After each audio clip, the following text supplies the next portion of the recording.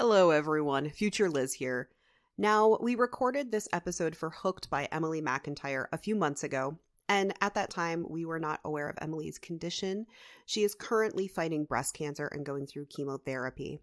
Now, we wish Emily the absolute best in her journey battling cancer, and we hope that she feels better soon. Please, if you would like to know anything more about her and her journey, go to her website at emilymcintire.com. Go to the bottom where there are the links to her socials, and you can follow her journey there. Now on with the show.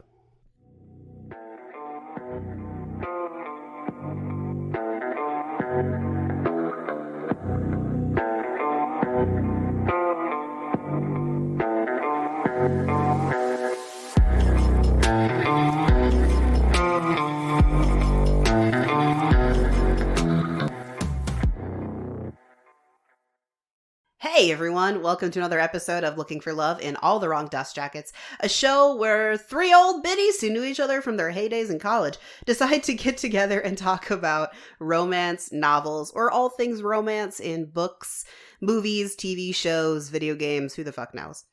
My name is Liz. I'm Danny. I'm Wiggles. And welcome to the show. Okay, everyone. We are reading Hooked by Emily McIntire. But before we get into it, y'all know the drill. Hell, I've already swore once in this damn thing. We're gonna swear. We're gonna obviously talk about the book, so spoilers for the book. We're gonna talk about all the sexy naughty times in the book. And we're not gonna pull any punches, so there you go. Yep. There you go. Big facts. Big facts. Also, though, before we get into the book, it's everybody's favorite segment. What are you reading or watching or doing now? Wiggles, you start this time. Oh no! I didn't like the book I read that much. So I finished reading... Oh shit. God. I obviously loved it so much, I forgot the title. Life After Life by Kate Atkinson. It was a solid 3. Like, it had its high moments, it had its low moments, but the plot of this book is this woman, Ursula Todd, and I say girl, woman because you see her at a variety of time periods in her life, keeps dying and then going back in time and reliving her life again and making different choices and having different outcomes and all kinds of things.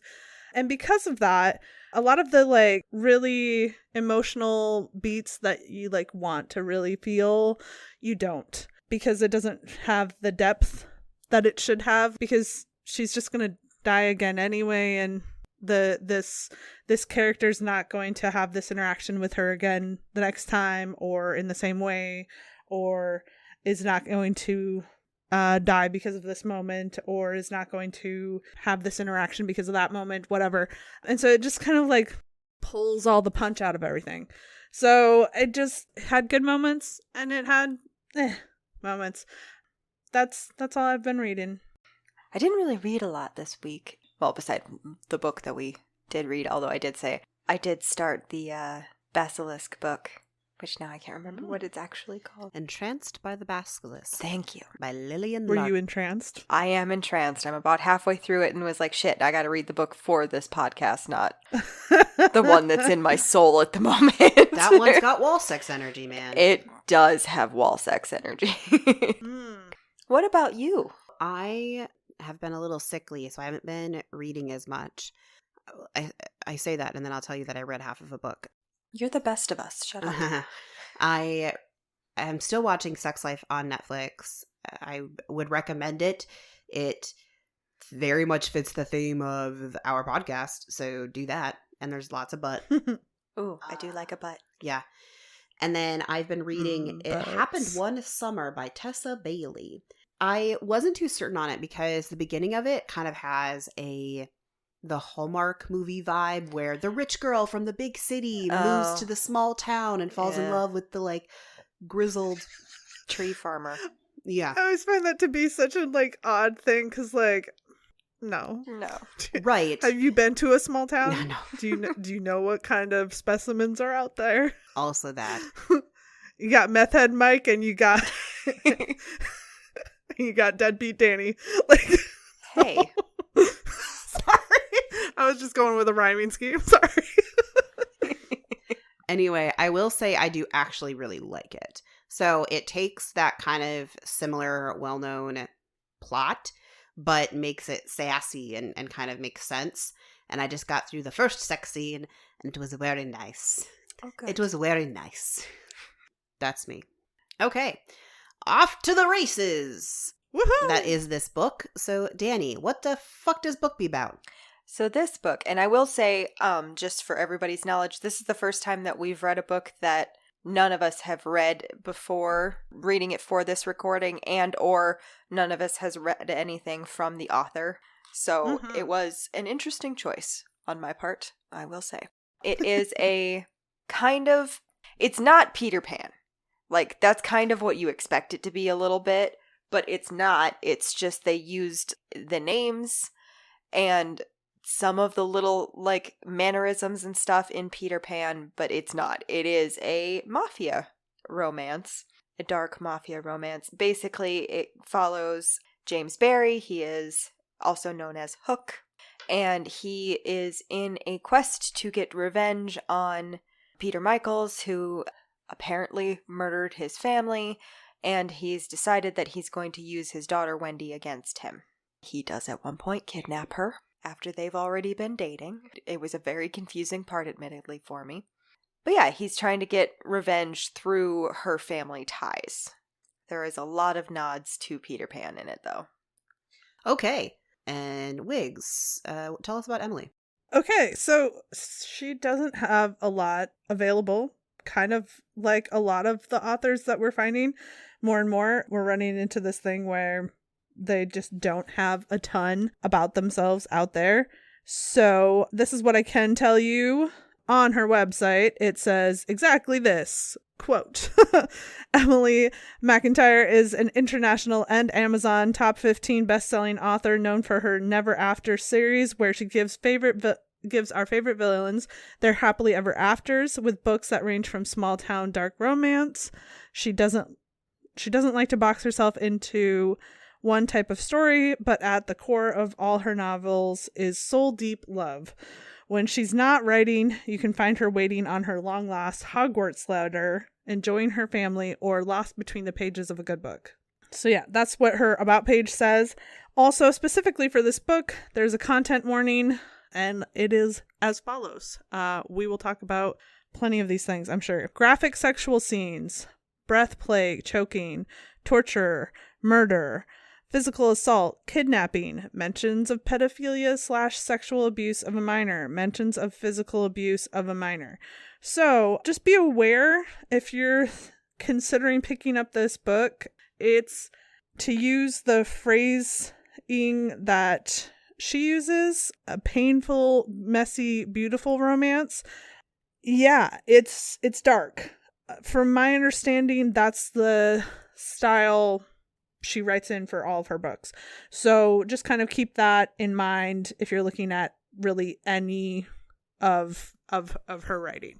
I will say that is a genre of dark romance. The mafia romance, or? Yeah, there is a genre that is the dark romance, quote unquote. Yeah. And that is what, I mean, it flat out says that it's a dark romance to begin with. So that was what I was expecting, honestly.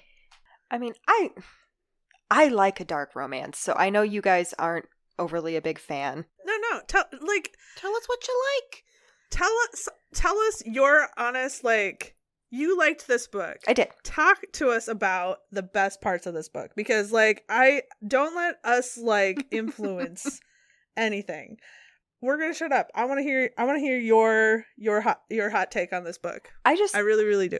I like that she kind of goes from, like, her dad hung the moon to realizing all his faults and stuff. I like not their relationship, it's toxic, I'm well aware, but I like the spice between them.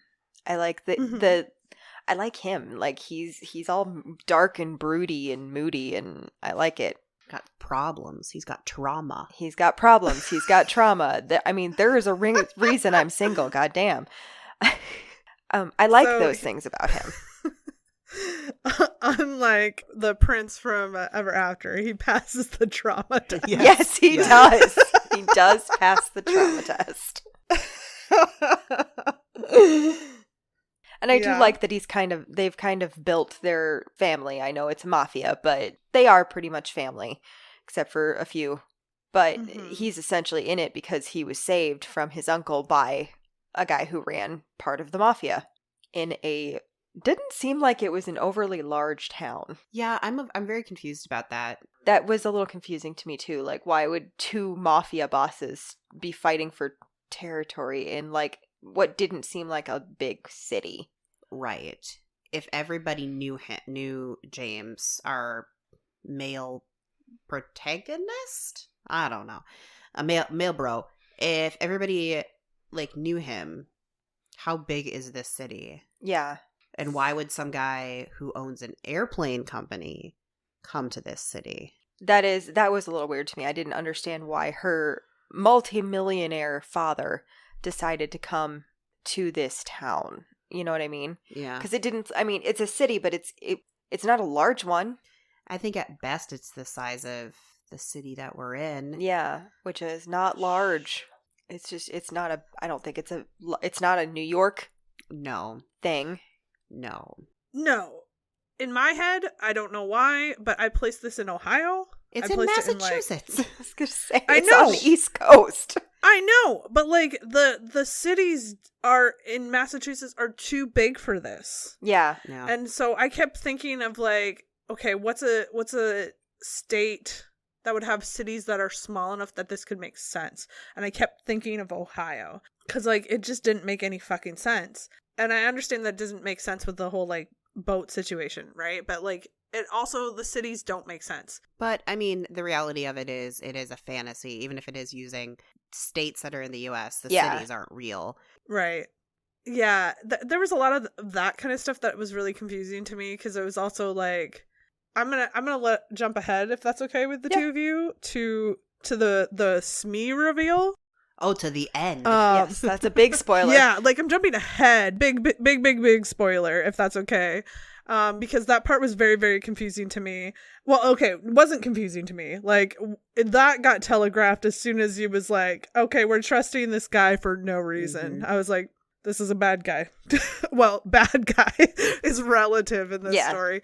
But this is somebody that's not trustworthy in the context. I was like, we've got these people that get introduced and then get ignored. Okay. So like her friends, right? So we've got first act people that then get dropped off and ignored. All right. And then we've got this one character that is not being ignored. That's saying something, right? That's saying that they're going to at least play an important part in what happens later on down the line. Mm-hmm. Because they mention Smee a lot, and you're like, why? He's just what I mean when I say it was confusing is that there wasn't anything to make this matter. It just like seemed like this character. The best, I think, what the note I put in like my Kindle app was like, this is giving Valentine vibes at like the end of the first Mortal Instruments book when he just like shows up and you're like, what's the deal here? Why are you like this? Like it just in the context of what's happening, it didn't make sense. It just sort of was shoehorned in there to give an additional conflict. See, and I mean, I liked the conflict as far as having another, like, a third party. I didn't like necessarily Smee being it because, that felt a little like, why though? I just wanted it to be Moira. Is that the bartender gal? Yeah. Moira was she was hired by him. But she worked She for just Smee. wasn't the big bad. Yeah, that's what I mean. I just wanted it to be her. Like, I just wanted it to be her, and that's like the end of it. Yeah. I do love the like jealous cunty angle in some books. Like I know it's wrong. I love that sometimes. I'm like, yeah, that's right. It's the jealous bitch. That Yeah, I guess. I just felt like a lot of the characters, I was going to say a lot of the side characters, but I think just the characters were caricatures, if that makes sense. Yeah. Yes, they were. Yeah. They were barely a step up from like soap opera characters is what they felt like, a lot of them. Like And I think that's the problem I had with the Smee reveal is that Sure. it felt like something that would play out in a soap opera. Like it was like, you're secretly my twin, and you're like, dun dun dun. Like everything about that like final act like felt like it needed to have that like that chickmunk that turns around like dun dun dun. Yeah, especially like everything. Especially the reveal that John was actually James's brother.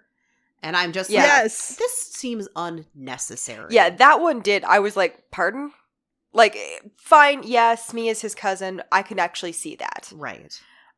His uncle was an abusive asshole. They both got problems. I get that. But when he was like, oh yeah, you know, John is actually his brother, I was like, okay, alrighty there. Hold on.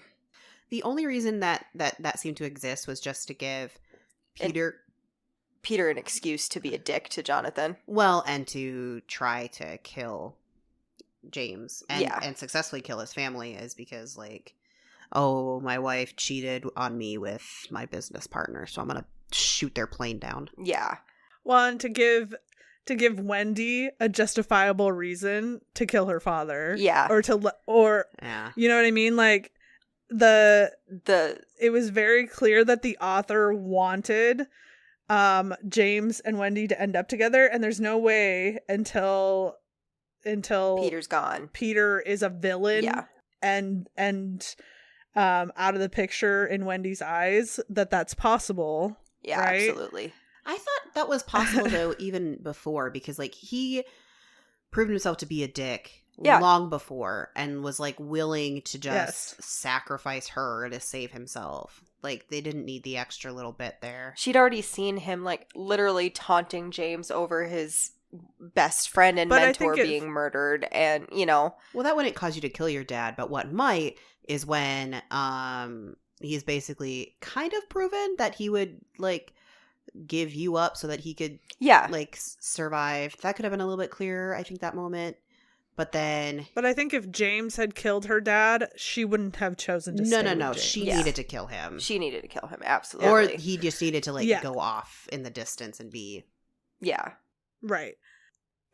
So the dynamic between Wendy and her dad, like I get it, but I feel like she could have leaned further. Okay, so one of the parts that I really did like, and I think that she wrote really well, is the bit where he's like, I would give you everything or whatever, and there's the line where he's that I thought that was great. That was like, if you wanted to see the world burn, she's like, let me guess, you'd light everything on fire. And he's like, no, I'd give you the match and stand at your back. And let you be the queen of great the ashes. line. And watch you be the queen of the ashes. That one, admittedly, I was like, and you're mine, sir. Great line. I wanted that so much earlier in the book. Yeah. Right? The way I had envisioned this book playing out is that he was seducing her through all this, not fucking kidnapping her. And so, well, that had been his original plan, was to seduce her and use her against her father. But and when his friend died and he thought she had something to do with it, is when he decided to. And that's for me why this entire story breaks down. Because for me, what she wrote is nothing but male violence. Oh, that's all she wrote. Yeah, you don't come back from that in my mind. Like that's the end. And like, I like a good kidnapping story if it's done correctly. Usually there has to be like some supernatural creature, and then you can like justify it because like, oh, they don't understand each other's cultures and blah blah blah. But this one was just too cruel, and he didn't come back from it until all of a sudden he was like, oh, but I'm madly in love with you, and that was the part that bothered me. That there wasn't enough forgiveness. There should have been there should have been fights and pleading for forgiveness and the realization and him fully explaining that it was a misunderstanding and no, I shouldn't have done that, and you know, there should have been a lot more. And she just caved. Yeah, she did. I was like, oh. I don't understand. It took him so long too, because he knew that she knew nothing about this at the dinner, at the gala. But he just kept going along with it for a while afterwards. And I'm like, bro, fucking You stop it. Stop being a dick. Well, and like, so to me, the moment like where I stopped rooting for them was, I keep going like in this insane order. I'm so sorry. But like the moment where I stopped rooting for them was when he tracked down the guy that yelled at her at the coffee shop and then Killed him. Kidnapped, tortured, and killed him. Because immediately what set off in my mind is, if he can do this to a total fucking stranger, guess what he can do to you, Wendy? And sure enough, a handful of chapters down the road, what does he fucking do? Exactly that. And like, did she know that he did this? No. But like, we as the reader do. Yeah. And so that's why I say, like, what this author wrote was just male fucking violence. It was not. It was. I just like, I couldn't get behind it because like, I understand that we're supposed to see him as a villain, and that he is, but he wasn't a villain in the sense that when you look at the villains that we're compelled by in most media, there's something redeeming about them. There's literally nothing redeeming about Hook. And at the end, we're supposed to be happy that he has kids when he could literally fly off the handle and murder them if a fucking clock's around. Yeah, I can see that. Seriously? Yeah, I can see that. I don't like, that's not a happy ending to me. That's like, she has now hitched her wagon to a fucking abusive asshole. I will say so I was always a little suspicious of Smee just because I was like, who are you? Why are you? You know, I know with it in the connotation of Captain Hook and Smee, he's always supposed to be there, but like something about him just kind of made me. There was one scene, and I think it was the scene where she like left the boat just to go be by the water, and then I think it was that one scene where he was just acting too off or too nice or something, and I was like, you are sketchy. Well, that and the fact that he obviously unlocked the door for her because when James left, it was locked, and two, he was just like, he kind of pretty much was like, do whatever you want, and like, she was asking for permission and everything, so if he had any authority to give her any sort of permission whatsoever, James wouldn't have gotten pissed at her. You know what I mean? Well, I think the giveaway was he calls James and tells him that his girl is gone after telling her that she can walk around wherever she wants. Well, the one big like giveaway for me was he was working on a clock in the boat. And if he's worked for him for years and lived with him, because he also lives on the Tiger Lily with him, he knows better. You know what I mean? Like, it would have fucking come up. Yeah. Like, if he has such a huge problem, legitimately, with, like, you know, ticking timepieces, it would have come up in his home. I will say, though, reading about Smee from James' perspective, it does make a little sense that he had a blind spot, because it was almost like the one good thing that James told himself he has done. Yeah. Like, this is me not being completely bad. Well, and it was almost like he was trying to be what Rue was for him. Yeah, exactly. You know, like Rue saved him. He saved him from his uncle. Yes, James murdered his uncle when he turned 18. But I was forgiven that. Oh, yeah, like, fuck yeah, do it. That. Do it all. Yeah, that was, well, and that goes, once again, is this idea of like, you can be this villain, but as long as you're redeemable, right? And so like up until that point, I was like, sure, that like, you fucking deserve to murder him. He's an asshole. Light him up on fire, absolutely. And so like, I think she just pushed it a little too far into like really sending home, this is a bad guy. And it's like, yeah, we get it, he's a fucking bad guy, but you know, like, we also understand that Loki is a bad guy, and look at how much everybody fucking loves him. Yes. Right? Well, so on a bit of a tangent there, I think I saw this on, one of the socials, and I really clung to it. It's the idea of, like, villains like becoming less villainous, not because they themselves are less villainous, but because the story introduces worse and worse bad guys. And that's kind of Loki. It's like, you were a bad guy, and then it's like in the Marvel movies. Yes. But then we start introducing worse and worse and worse people, and then it's like, oh, you're just a little puppy that bites sometimes. It's just, I saw a thing on TikTok, and it was a guy it was a girl. She was like talking about like the different multiverses in DC where like Joker does something, and it was like one version of Joker versus the other, and the like Batman from the other one got into this version, and he was like, please don't blow up the orphanage and everything, and like the Joker in that time period is like horrified.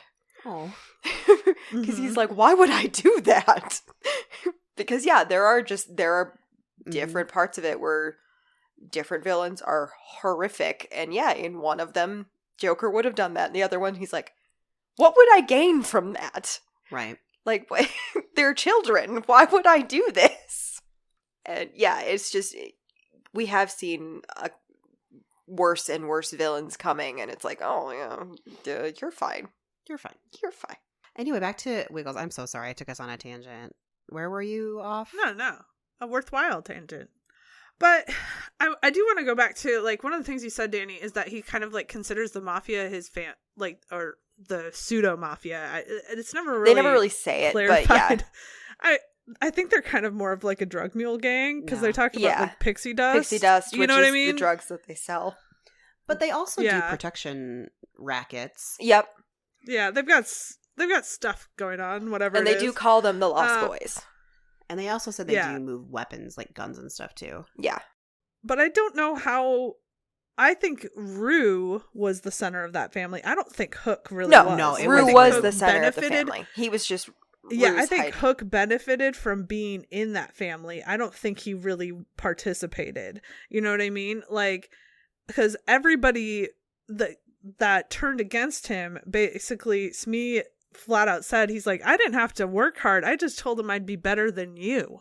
Well, I think at the end, you know what I mean? Yeah, once Rue died, that kind of really gave everybody not only an opportunity because, is Hook as strong of a mafia gang leader? I don't know, but seemed like the answer was no. But also, Hook kind of proved himself from the beginning of the book that he's not making friends. Well, no. And I will say, he said when he became the, like, ipso facto now leader because Rue is gone, that's not something he ever prepared to be or wanted to be. It's not like Rue was training him to take over or anything. He literally was just the torture guy for him. Right. He was the right-hand man of the leader, and then... Like, shit. Yeah, he wasn't planning on ever becoming the leader. He didn't want that. Well, and he also even flat out says that he's, like, two of the people that he arguably trusts the most, he stopped trying to remember their fucking names. The twins. The twins. Right? Like, this is not somebody that I am entrusting myself with if they can't even fucking remember my name. I will say that. And, like, I'm not surprised when Moira was like, up yours, motherfucker. Like, we talk about her cunty behavior. No, she made the right fucking call. Like, this guy literally was like, come give me a blowjob whenever I fucking demand, or else. What? No. She, like, I am a Moira, like, yes. Girl, betray him every goddamn day of the week. You deserve so much better. And if you gotta die going out trying, please do, because that man is nothing but the devil. Get out. Jesus Christ. I mean, I'm not going to argue with you there. He's an ass. He is. I am attracted to him. But as we've previously stated, I'm attracted to assholes. Like, I don't date for a reason. It's because I have bad taste. I can't be trusted with my own decision-making skills. Yeah. James is, I know you're attracted to him, but I just didn't get it. And that's, like, whatever. That's why there's three of us. We have lots of different preferences. The person I really didn't get, and I want to know your all's opinion on it, is Wendy. She was, like, she's so trusting, and at the same time, like Like, she rolls with the punches way too much, girl. Like, I'm not gonna lie. She's cool with a lot of shit that I'm like, you're just fine with it instantly? Right. That was my biggest deal with it. Like, there was, like, I've read a lot of dark romance novels because I'm not gonna lie, they're a little bit my jam. Some of them I'm like, oh no, okay, okay. But usually there's a bit more conflict between the two characters. Right. You know what I mean? Like, there's got to be the ass kissing of a lifetime to make up for some of the shit they do, and he really doesn't have to do that, and that is a little to me. I also didn't like that she came in as the classic, like, innocent girl who's just, like, completely removed from her life, and she doesn't have any friends, and she doesn't have any connections. And I'm just like, why do we continue to do this to our heroines? Well, she has friends. Yeah, but they're shitty. She's known them for 2 friends. months, though. Like, she's known them for 2 whole months. Yeah. Also, the one that threw me way the fuck off is she's a virgin with a choking fetish. Right? I'm like, how do you get a choking fetish? Right. Like, okay. She's got... this is no kink shaming. She's got a lot of preferences for someone who's never had sex before. Yeah, like, there's no kink shame whatsoever. Oh, absolutely not. I do enjoy a little bit of choking myself. But that's something you grow into with a little experience. You know what I mean? Like, you can be interested in and everything, but, like, I just don't really see that as something that, like, you've never had sex or really any other kind of physical touch with anyone. Because she lies to him the first time. Because she lets him know that she's a virgin, but he asks if any other man has ever done any of the other things, and she says yes, but she's lying. Do we know she's lying? That's what she says. Oh, I don't remember. Because she didn't want to seem... you know. Right. But like, I'm sorry, that's not something that you obtain. Well, I can understand what okay, so this is where I think, like, the author, if she, like, wanted this element to be a part of it, I think that she just, like, needed to tweak it a little bit. If she was holding her breath just, like, unconsciously, like, and he like noticed, and he'd be like, oh, so that's what you like, then that makes more sense. But her, like, pulling his hand to her neck, like, how would you even know that? Like, have you been taking your hand to your own neck? Like, that's not something natural. And she said that you would think to do. Well, and she said she holds her breath when she's right. So, like, what are you trying? Like, also, it didn't make sense. You know what would have just fixed this whole fucking problem? Don't make her a virgin. There's literally no There's reason. No need. It serves no purpose in the story.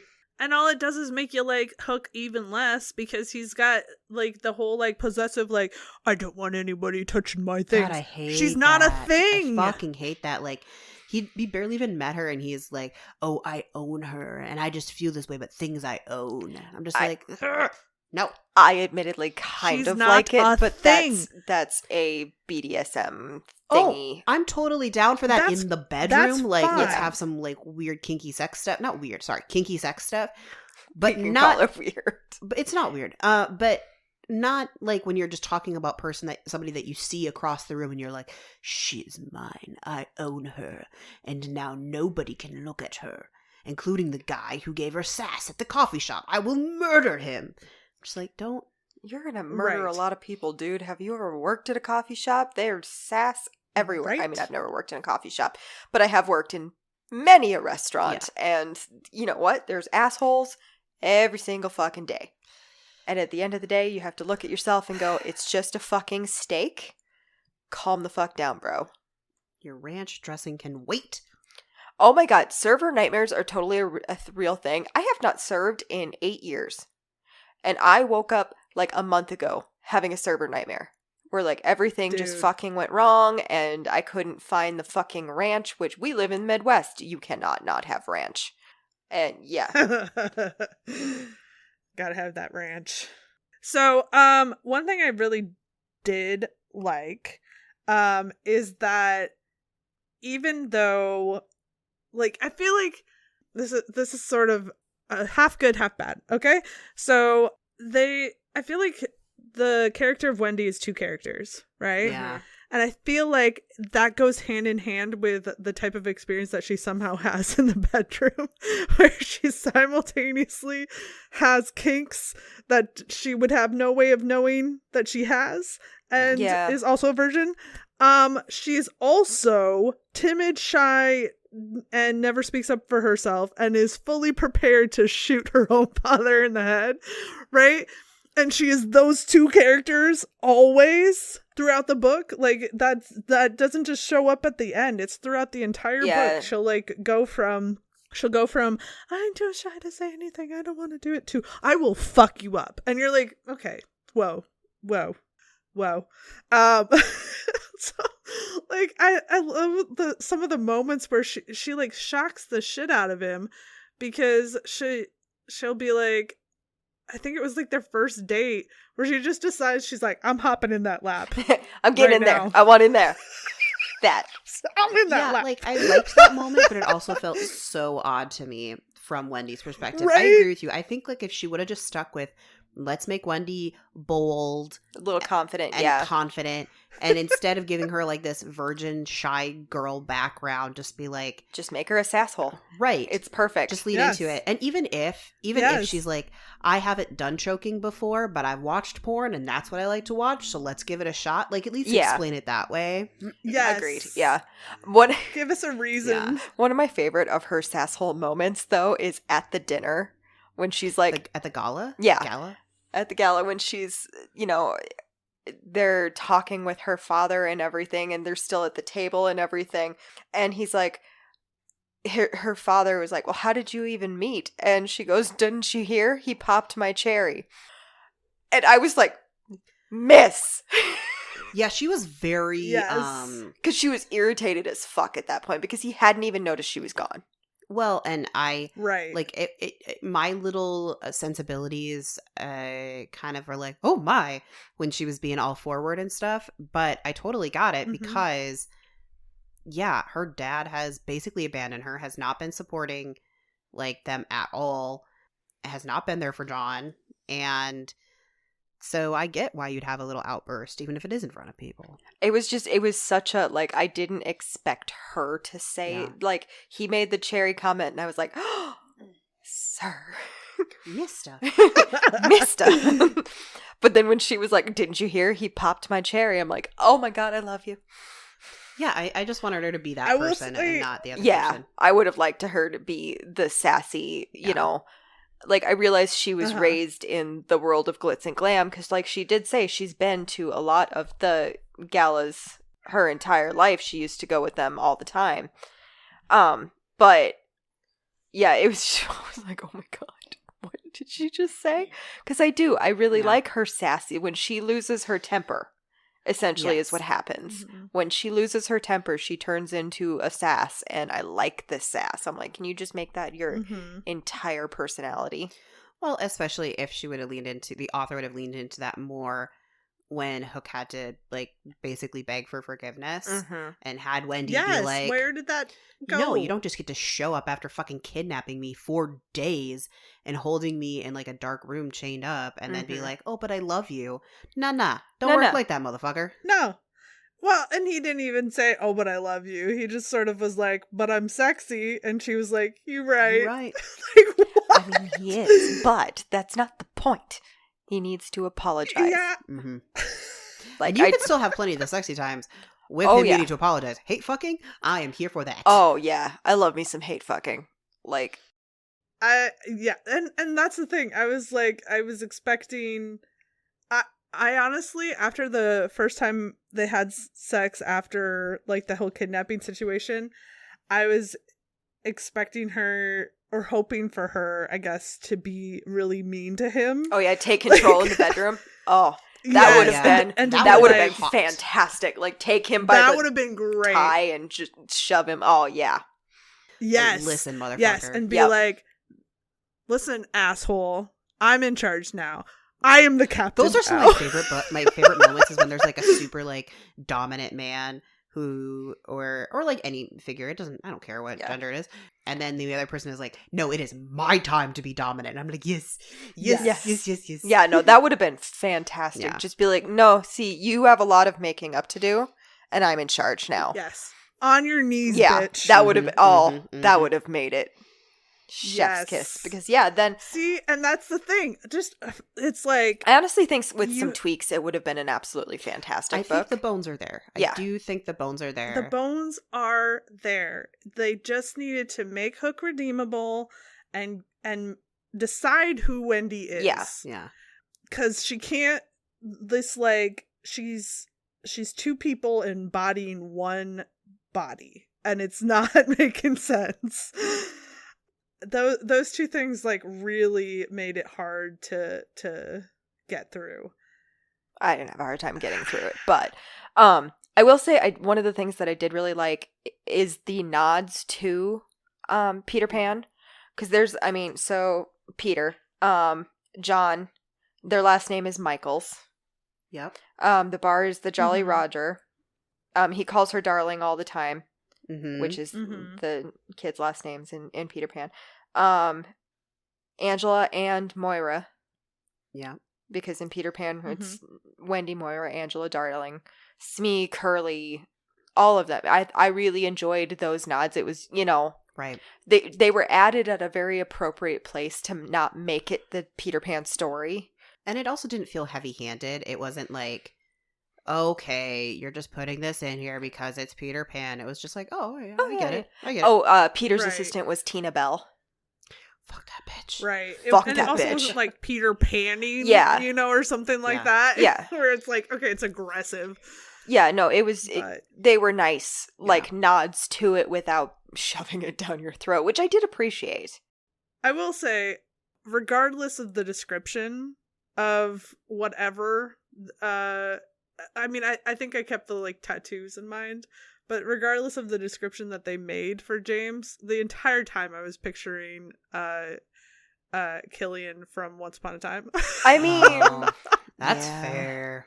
Yeah. That's fair. I was like, I don't give a shit. He's Captain Hook. Yeah. He's so cute. Oh, he's so pretty. So cute. I also have a weird love for Rumpelstiltskin. And I do too. He's a great character.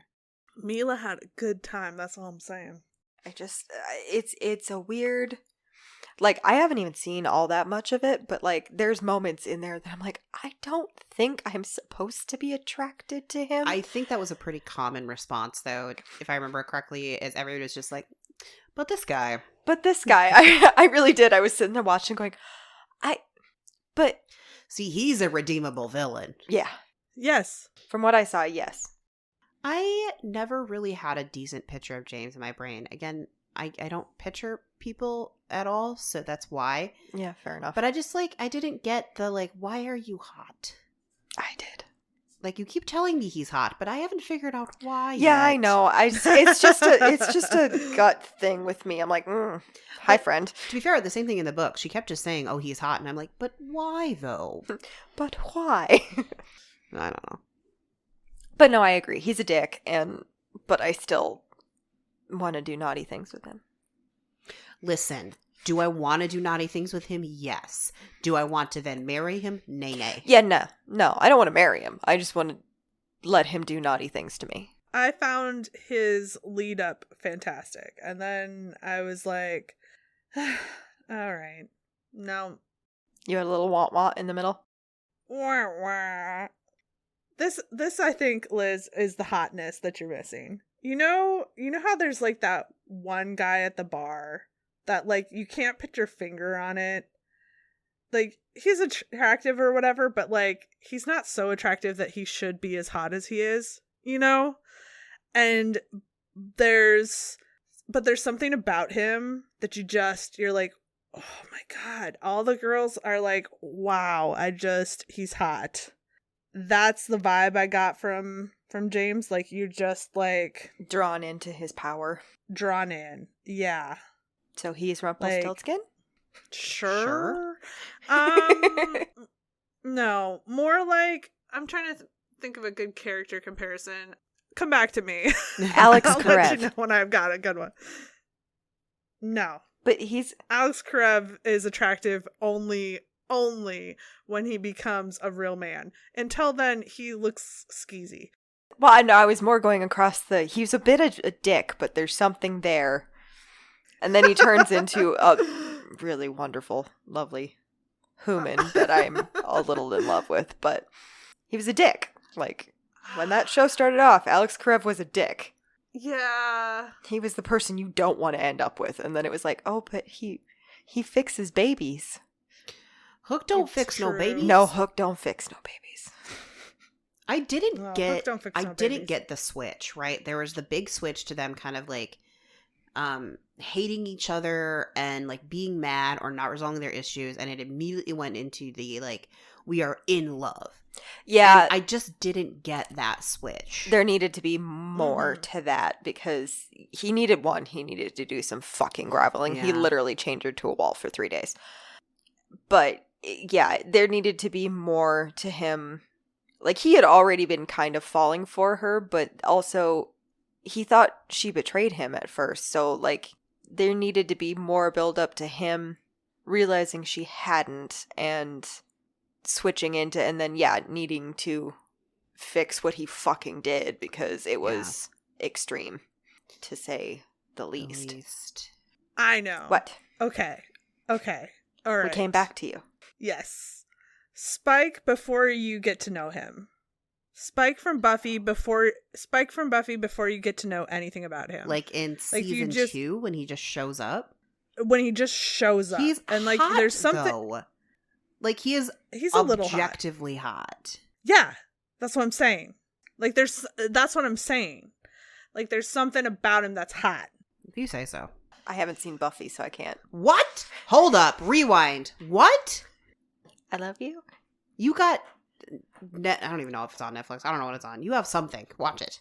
I think it's on Hulu now. You can, if this first season is 290s and for you can skip past it. That's fine. You can jump into the second season.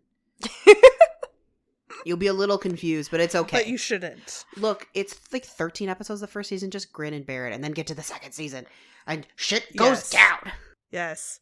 But yes. No, the way that, like, Spike is the bad guy. He is the bad guy, right? And there's, like, at that point, you have no reason to think there's anything redeemable about him. And he's gonna go, I'll go face vampire, right? And that's all he is, right? And he's definitely brought in, like, Whedon brought him in to be the foible of, like, vampires aren't sexy. Like, that's why he was brought in. So he brought in a guy and who he's still hot. is hot, gave him a leather jacket, and gave him all of the fucking sass in the world and a British accent. Yeah, he's not gonna be hot. No one said Joss Whedon has ever understood That's women. fair. No one. He would be hot. Yeah, he's hot. He is hot. I'm like, I have no idea who you're talking about. And then you started describing. I'm like, James Marsden. yeah. Abilities. Hot. So hot. I have but anyway, I have a bit of a thing for bad boys. My point being, like, that's Really? the, like, vibe. Yes. I think that he's giving off. I mean, if I do go back and reread the book and I picture Spike the entire time, can I buy into it more? Probably. Anywho, so this book for us was definitely a TikTok made me buy it. And in that vein, what do we think about it overall? Did TikTok lead us astray? Did TikTok lead us to our next favorite spicy book? Danny, what is your spice rating for this book? Okay, so my spice rating on this, it wasn't, like, it was dark and broody, and I liked that, but it wasn't, like, super spicy. The only thing that it was kind of spicy is they did move into, like, the choking fetish a little bit, so I would say maybe a 3. I gotta be honest, I'm right there with you. I'm confused as to why TikTok keeps telling me this is super, super spicy, because I'm like, it's not gargoyle spicy. And I know we keep comparing everything to gargoyles, but it's like a good baseline. It really is. It was a good spice novel. So I would agree with the 3. Congratulations, Lillian Lark. We officially like your show. Oh, yes, Lillian Lark, you are the comparison of everything right now. Yes, I'm currently reading the Basilisk one and am very excited about it. Have you figured out where the penises come from yet? I have. It's good. It's good. God damn. Now I'm the only one who doesn't know where the penises come from. Well, maybe you should read the Basilisk one. Well, Liz is already up my ass about reading the next, like, That Time I Got Drunk book. So, like, I got a None list. of these are long. Get your life together.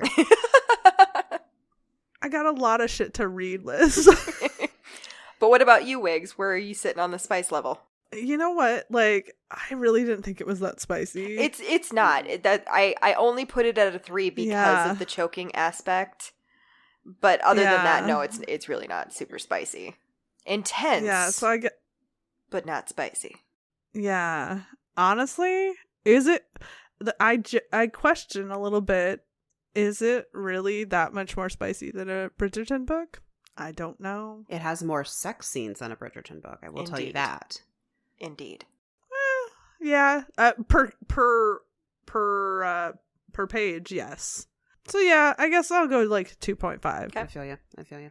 Yeah. All right, and then next is the romance. How do we feel about the romance? Yes. How did you feel about the romance? 0. Dude, I'm like at a 1. Yeah, same.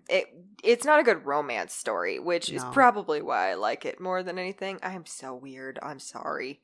I don't know why I'm doing this with you guys sometimes. As an excuse to hang out with us. I mean, do I need an excuse to hang out with you? Nah, I don't want them to be together at the end. Yeah. I'm like fearful for her fucking life. I'm fearful for the children. I'm fearful for the fucking children. This is not a happy ending. 0. This is a 0. If I could give it a 0, but I guess I'll give it 1 star because that's the lowest I can go. So fair enough. Yeah. I also gave it a 1. Just because there was no romance to me. It was, we want to fuck, and then we're somehow magically in love. Yeah. Which it does happen a lot in romance novels, quite frankly. And I'm sick of it, god damn it. It does irritate every time. Because, I'm sorry, that's not love, it's lust. Well, and this is the second book I've read in this month where they're like, oh, finally we're together. Finally! Bitch, finally! It's been a couple days. Back off. What? Like, you got nothing on Romeo and Juliet at this point. Like, call me your tits. Jesus H. Roosevelt. I'm gonna fucking punch you in the tit. Like, I'm so mad about this. It gets me heated. I'm genuinely heated. I know. I just need time to pass. It doesn't even need to be time that, like, is documented in the book. You could just literally say, and 3 months later, and I would go, okay, cool, this feels better. Yeah, same. Yes.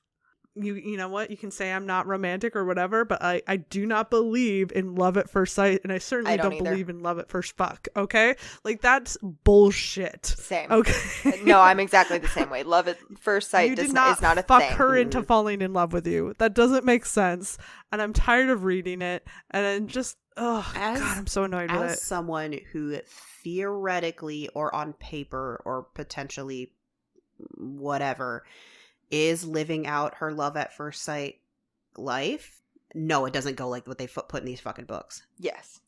Right. I mean, I'm telling you, it don't work like that. No. How could it? It doesn't make sense. Mm-mm.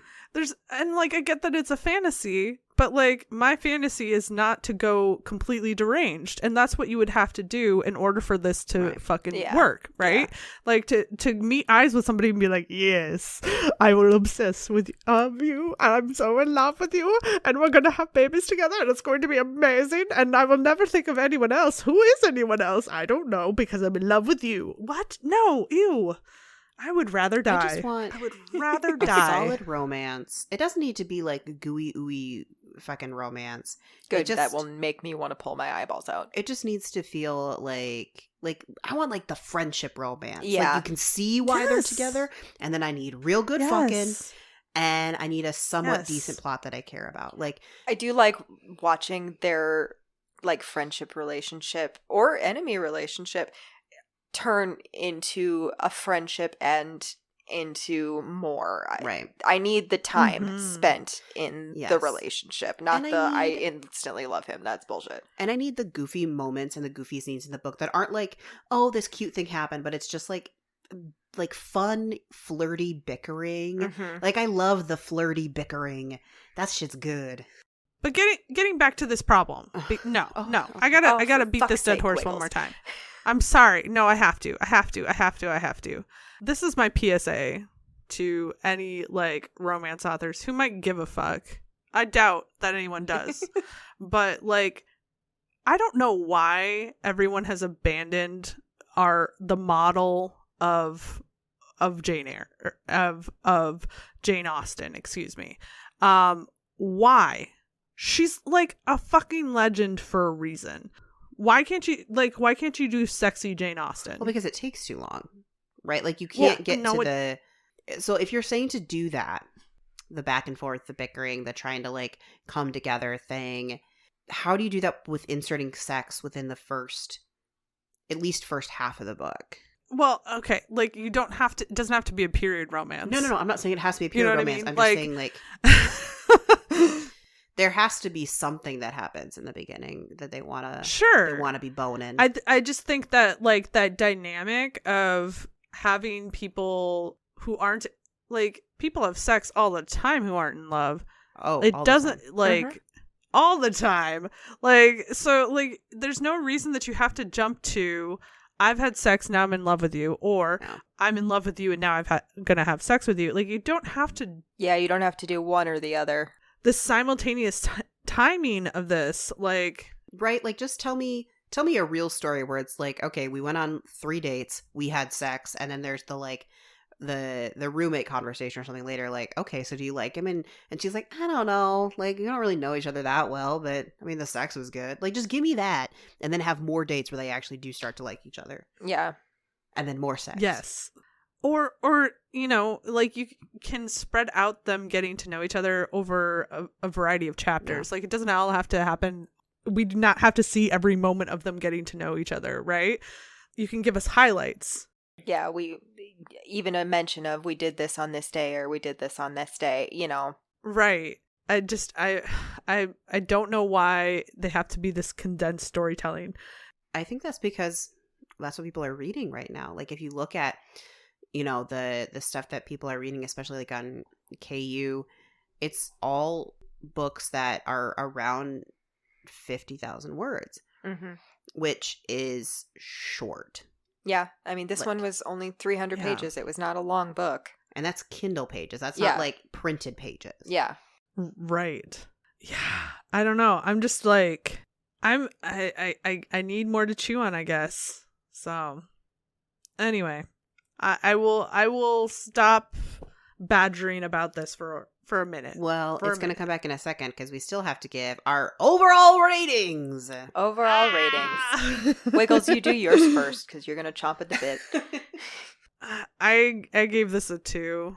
It wasn't for me. I mean, there were moments that I liked. Like, I feel like I've said this too much. To the point where I'm starting to sound like a broken record, but I feel like with some tweaking, this book could have been good. But there were just too many things that I couldn't get past. Number one, that I understand. Don't come for me. Do not like. Nobody better come for me and be like, he was supposed to be a villain. I fucking know. There's a difference between being a villain and being a bad person. Right? And we know that because there are so many other versions of Captain Hook where we understand the difference between where he's a villain and where he's a bad person. And this guy was just a bad person. So I can't root for them. And because of that, this was not an enjoyable book for me to read. Wait, so. Can I ask you a question? Yeah. Or like, this is a question about what we think about romance novels in general. So do you think because we being the populi, consume romance novels at such a speed that people have to write shorter, maybe even less edited or less thought out books because you need to get shit out the door because our consumption of it is so fast as compared to like big fantasy epics or sci-fi novels? Probably. I feel like that's probably true if you're... Well, okay. Obviously, anybody who's writing a book wants to be noticed, wants to make money off of it, and that is not a bad thing. I want to be very clear about that. Like, people deserve to have their artistry noticed by the audience that they want to target, and they deserve to profit from it. But I think that there is pressure to continuously be, especially if you are indie publishing, and are doing things like putting things out on KU and are doing all this work by yourself. You have to continuously be putting stuff out there, so your name still rises to the top as like, this author has this out and this out and this out and this out, unless you're somebody who has a big name publisher behind you doing some of that work for you. Yeah, I do. Well, if you think about it too, if you look at a lot of the romance authors that we've read, some of them have an insane amount of books under their belt. Like Katie Roberts, I think, has written like 140, 150 books. Yeah. Yes. And it's, to me, I genuinely wonder what these authors are capable of without that pressure. And it comes all the way back around to, I genuinely don't understand why these publishing companies are so adverse to investing in these authors. There clearly is a market for it. There clearly is a justification to invest in it. Why not? And I understand that I am not a business-minded person. That's not my skill set. So maybe I'm missing some critical piece of information. But I would think that with this market on the rise, you'd want a piece of that pie. But yeah. Liz, Nah, shit. what was your overall rating? Haha, you can't get out of it, bitch. I feel bad. I think I kind of hate rated this. So it might not be as low as I rated it, but I did give it a 1. Fair enough. There are just some Dang. really key things that I could not get past. And they're minor. They're like, he used the word female. James did females at the beginning of the book. And I was like, listen, there is no world where I can now love you. He did sort of give off Andrew Tate vibes, which, like... So, that's me. Danny, bring us back up. End us on a positive note. My overall rating, I think, is like a 3. I don't think it's like the greatest book ever, but I did like the intensity. Not necessarily the intention of a lot of things, but the intensity. The feels behind it sometimes I liked. But yeah, not the greatest, but I didn't hate it either. You know what I mean? I do know what you mean. Mm-hmm. Mm-hmm. And I like wall sex energy. And he had it. Like... So he had wall sex energy to you? A little bit. Not like the perfect wall sex energy. I've read many a book with the perfect wall sex energy. It's not that. But I think the problem is, Danny, is you rolled into this fucking podcast and you said, here is an amazing, beautiful monster romance. And we said, yes, oh my God, this is amazing. Yes. At least I did, whatever. And Wiggles also enjoyed Gargoyles. And I enjoyed it. Yeah. And now I'm like, well, Danny picks good books. And I thought that you didn't pick a good book by any means, but this wasn't Gargoyles. And I'm just sitting here like pouting because I'm like, there's no tale at all in this. But I hadn't. There was not any tale. It's going to be a creature romance, okay? I know. But also in my defense, I had not read this previously. No, this has nothing to do with your picks or anything. Yeah. I'm just. Whereas Gargoyles, I had read it and was like, hey, here's the thing, girls. We need to read this, please. I would love to reread it. I think as we start going into things completely blind, we need to start preparing ourselves for there are going to be things we're not ready for. Like good and bad, that's just the roll of the dice. Like the book that oh God, what was the name of the title again? Don't Hex and Drive. I went into that totally blind. I had read the first book in that quote series, but it was way more, how do I put this? Wall sex energy, as Danny says. Then the other one was, because the other one was like, the first one in the series was like definitely possessive werewolf energy. And so I was like, oh. And sometimes you just got to go into a book blind and be like, yeah, this is what's happening. And sometimes you're going to go into a book blind and go, oh, this is what's happening. Okay. Yep. Indeed. Okay. Yeah. With all of that, You got to roll them dice. what would be your recommendations? I don't know if I have any for like this one. Problem is half the time I read these books and then I don't remember what the names That of is them are. 100% my fault. My problem too is I'm like, okay, I read this. On to the next. Yeah, like because I've read quite a few like mafia romances and stuff.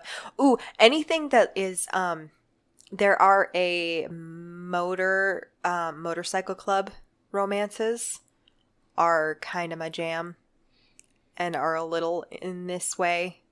Not quite, but a little bit. So Are you thinking of a specific series? there's multiple series, but Okay. like, yeah. And Of course there are. you can always like go type MC club or MC romance, and usually they're pretty spicy. Wigs. I guess I recommend fan fiction. Again, we're back here again. That's what this is. I recommend Archive of Our Own. The girls who get it. The girls who don't. I'm in Well, the we don't. category, so Uh, we're not a part of the cool kids, I guess. Nope.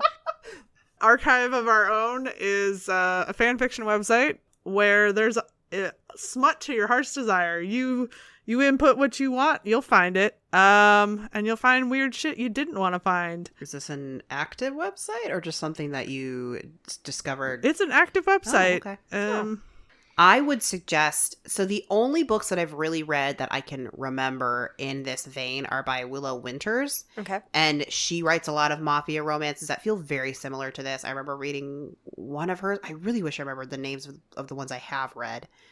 That started off with like a kidnapping thing.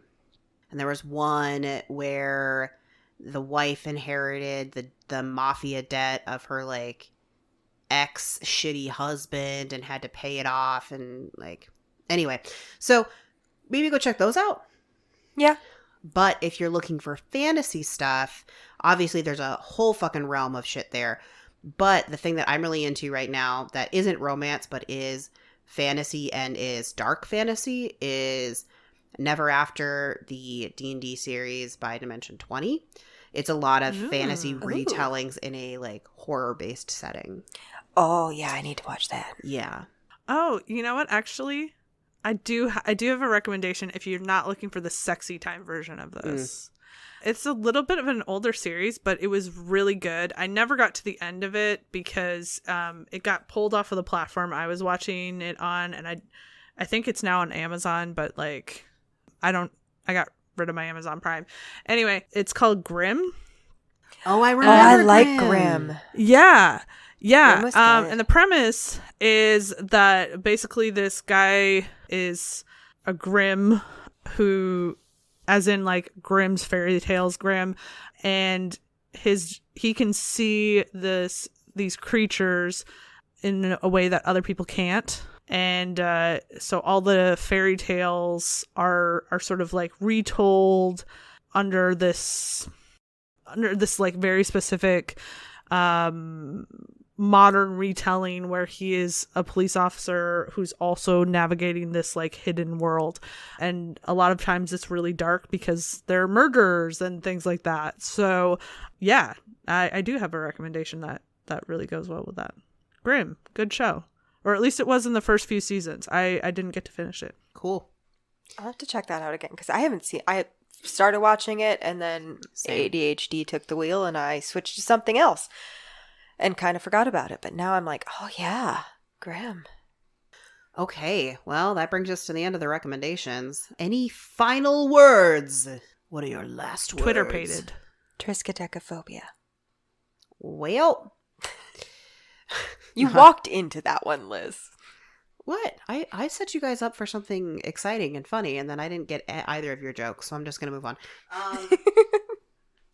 So, folks, thanks for listening to our thoughts and opinions on Hooked. If you agree or disagree, you can certainly let us know.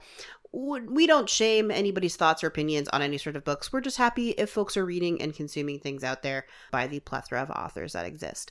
So you can find us out on all of the socials at Wrong Jackets or Wrong Dust Jackets, depending on the social. And you can also find us on our website at wrongdustjackets.com. Thanks so much for listening. Bye-bye, y'all. Bye. Bye-bye.